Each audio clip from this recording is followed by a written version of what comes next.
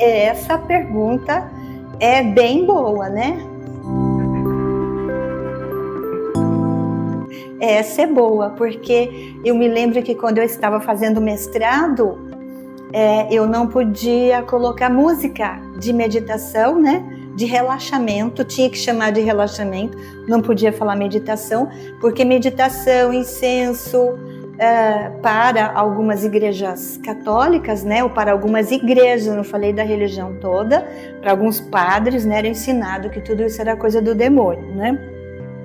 Então, tem tudo a ver com essa pergunta aqui. E então, olha o que o Ashtar-Charan diz. Elas estão com medo. Estão com medo de que, se a nova era for manifestada, todos terão uma experiência individual de Deus e aí não haverá uma grande razão para unir-se a uma igreja particular ou doar para uma causa particular. Ou seja, você vai adquirir poder com o seu eu sou, que você tem um eu crístico, e as igrejas vão morrer de fome, porque acabou a doação, né? Então muitas delas têm esse pedacinho aí de medo que o Ashtar-Charan diz. Eles poderão se achar prejudicados financeiramente e em outros assuntos. Porque o que as igrejas, de uma forma geral, elas fazem? Elas querem o poder sobre as pessoas.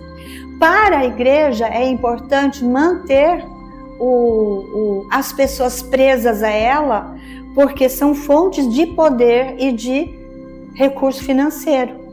Então, nós vemos igrejas que são verdadeiros palácios, né? Palácios. A Catedral da Sé, quem já entrou lá? Então, existem muitas catedrais espalhadas pelo mundo que mostram uma ostentação e muito ouro que foi recolhido, até mesmo no Brasil, para onde ia.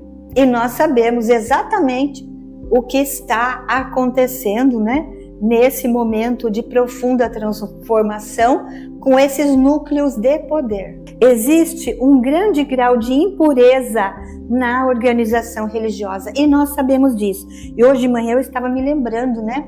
Então, tirando a questão do que foi removido dos evangelhos, né? Daquilo que chamam Bíblia, pelos concílios, né, onde o poder, os reis, né, os governantes se uniam ao poder da igreja, né, local da igreja, e decidia-se o que podia ficar ali e o que não podia, né?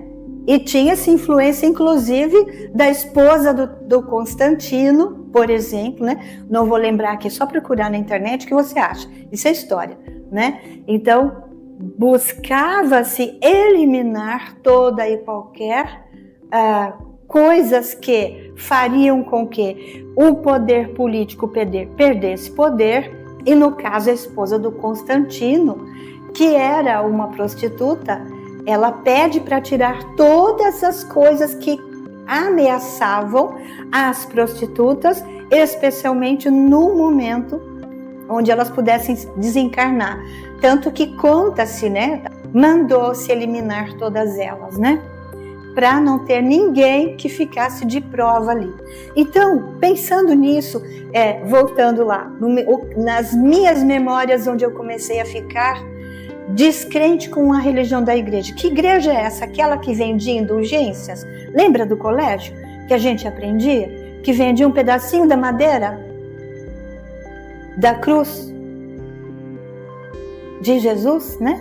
Onde ele foi crucificado. Quantas cruzes precisariam para isso? Então, é um comércio. Isso já me deixava meio, para não falar alguma coisa bem chatinha aqui, bem confusa e indignada. Como assim? Mas não são esses caras que estão no poder até hoje? Então, assim, eles são bonzinhos? Não. Olha o que ele acaba de falar. Nossa, parece coincidência, né, Maritana? Essa pergunta de hoje. Porque eles poderão achar prejudicados financeiramente ou em outros assuntos. Existe um grande grau de impureza na organização religiosa. Então, quem conhece pessoas que trabalham, né, no Vaticano ou trabalharam, às vezes deixa vazar alguma dessas coisinhas aí, né, dessas impurezas, se a gente sabe. Mas é para a gente ficar com raiva? Não, é para a gente ficar só saber que existe com o coração neutro. Porque quando nós estudamos as leis, né, como no caso do nosso curso CRS, os códigos de renovação do ser para a nova terra, e você estuda a lei da neutralidade, você entende que a neutralidade, né, vamos repetir o que já falamos disso durante a semana, tem a lei da coragem. Quando você pega aquela escala do Hawkins, né, então você tem a lei da a coragem, em termos energéticos, né, de frequência vibratória, a coragem. Depois da coragem vem a neutralidade. Só passando pela neutralidade é que você desperta para o amor verdadeiro. Porque aquele que vive irritadiço, triste, fica preocupado com as coisas, ele não é neutro. Então eu olho para essas coisas, não é para ficar com raiva do poder, da política, da igreja, de uma forma geral, dos corruptos em todos os sentidos. Eu posso ter uma pessoa corrupta do meu lado, na minha vizinhança. Eu tenho que entrar em que lugar? No lugar da neutralidade, que é uma lei que rege o universo. Jesus é um exemplo de neutralidade. Ele é um exemplo de neutralidade. Por quê? Porque ele nunca julgou ninguém. Ele era a encarnação do amor. E o que vem? Qual é a frequência vibratória que vem depois da neutralidade? Qual é? O amor. Sem a neutralidade você não consegue vibrar perfeitamente no amor. Apenas quando você aprende a ser neutro, imparcial, não ficar com raivinha, né? Agora, como é que eu aprendo a fazer isso? Me educando a minha percepção, a minha atenção, para eu olhar para mim mesmo e perceber, a raivinha está chegando, e já estou ficando preocupada, e já estou ficando triste. Então eu faço o quê? Eu transmuto, porque não basta saber essas coisas se ninguém te ensinar como é que faz para você se transformar. E como eu me transformo? Por duas formas, pelo amor ou pela dor, não é assim que a gente aprendeu? Pela dor, como toda a humanidade vai se transformar. Aquele que não tomou tento, né? Aquele que não descobriu o amor, vai ser pela dor. Aquele que patina muito, vai ser pela dor. Agora, quando vai ser pelo amor? Quando eu aprender a ser neutro. Quando eu me aproximo do amor. E quando eu me aproximo do amor, é porque eu já tenho uma consciência mais expandida, a ponto de perceber que lá em determinado momento eu já sei o que fazer para encurtar esse processo. Eu uso a lei do perdão e a lei da transmutação com o nosso amado mestre Saint Germain, certo? Vamos seguindo. Muitos deles serão os últimos a despertar e, na verdade, muitos nunca o farão. Vai dormir com as macacas, né? Como eu já ouvi uma vez, né? Um palestrante que já se foi, falando, vai dormir com as macacas. E aí, há uma controvérsia, mas não importa, né? Se vai para outro planeta ou se vai ficar nesse planeta mesmo aqui. Eu creio mais que realmente vai para um outro planeta, porque acreditam que nós podemos ir embora, e isso ele mesmo diz que a gente tem escolha. Ashtar Charan diz que nós seremos convidados para habitar outros lugares, né? Inclusive outros planetas, mas que nós podemos voltar e ficar aqui. Como aconteceu com a Atlântida, aconteceu a mesma coisa. Muitos resolveram ficar quando a Atlântida afundou. Resolveram ficar para quê? Para ajudar no processo, né? Daqueles que tinham se desviado, se perdido. Porque vejam, presta atenção nisso. Naquele desenho, né? Da Acese, né? Que nós temos a primeira raça, segunda raça, terceira raça, quarta raça, quinta raça aqui embaixo, né? Densificação. Quando chega aqui embaixo, é ponto mais denso, que é onde nós vem descendo. Só que quando nós estamos aqui, a curvatura sobe e começa a se tornar sutil. Então nós vamos descendo. Quando começa a ficar denso? A primeira raça não tinha forma, era só luz. E nós temos que voltar para a luz, para a primeira forma. E então, aí tem os lemurianos, a segunda raça eu não me lembro de cabeça, a terceira raça dos lemurianos, a quarta dos atlantes e a quinta é essa nossa, que é a raça ariana, não é?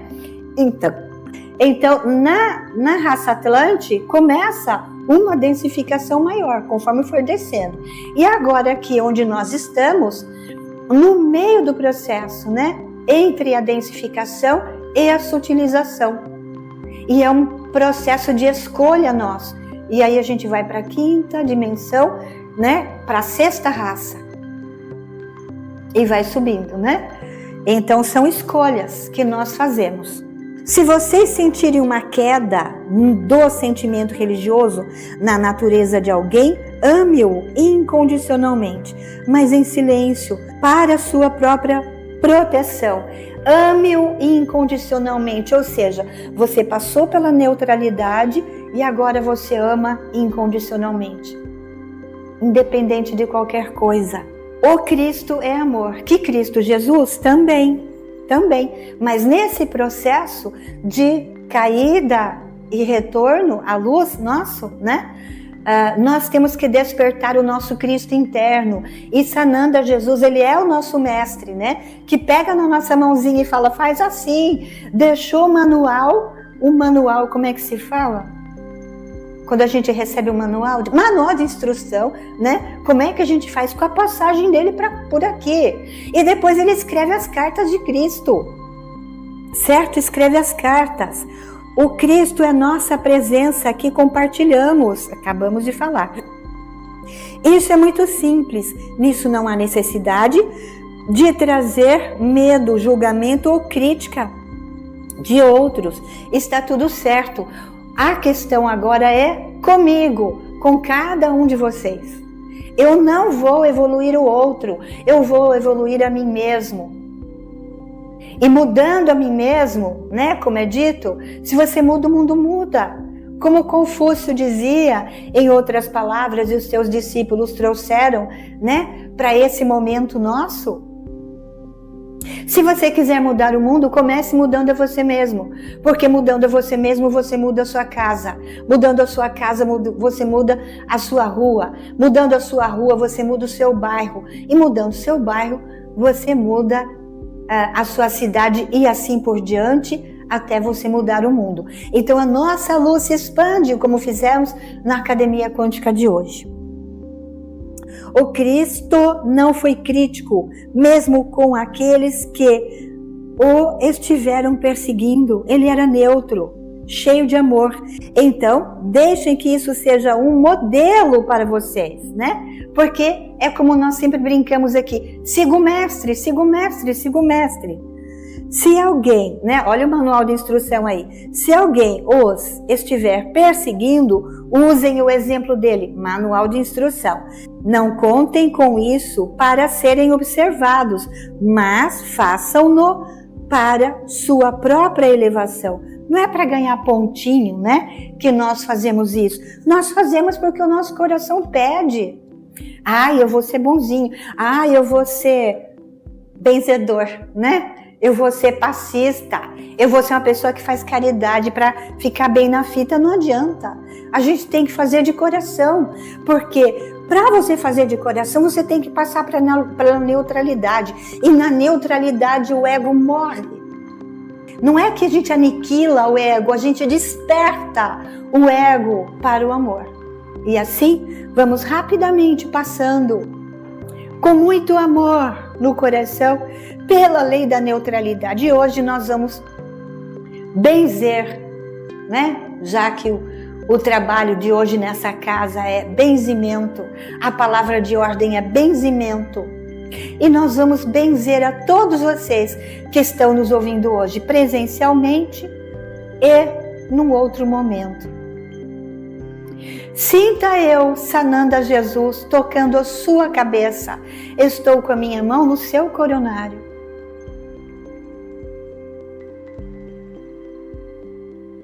Minha mão direita. A minha esquerda eu coloco no seu coração.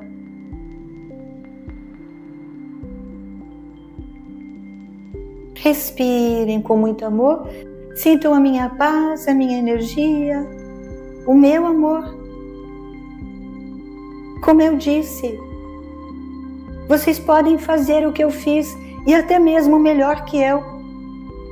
E agora, vocês sentem que minhas mãos estão em seu ombro. Uma no direito e uma no esquerdo. Está assim, em paralelo. E eu toco com a minha mão direita no seu queixo, porque eu estou em pé e você está sentado. Toco no seu queixo e digo, olhe para mim. E você olha nos olhos de Sananda e você vê só luz. Você não vê uma íris, uma pupila, um globo ocular, cílios, sobrancelha. Você vê luz. Luz. E você, agora, permita-se ser absorvido por essa luz, absorvida por essa marca que está em seus olhos também, que está em seu coração também, que está em meu coração também. E então eu peço que você fique em pé, diante de mim. Solte os seus braços. Dê um passinho em minha direção. Cole seu peito no meu peito. E agora você sente a fusão do meu ser com o seu ser. Sinta a profundidade da sua luz, porque você pode fazer o que eu fiz e melhor que eu. Confie, meus queridos. Eu estarei sempre com vocês, em todo benzimento que você ousar executar com muito amor no seu coração. Gratidão, tenha um lindo dia.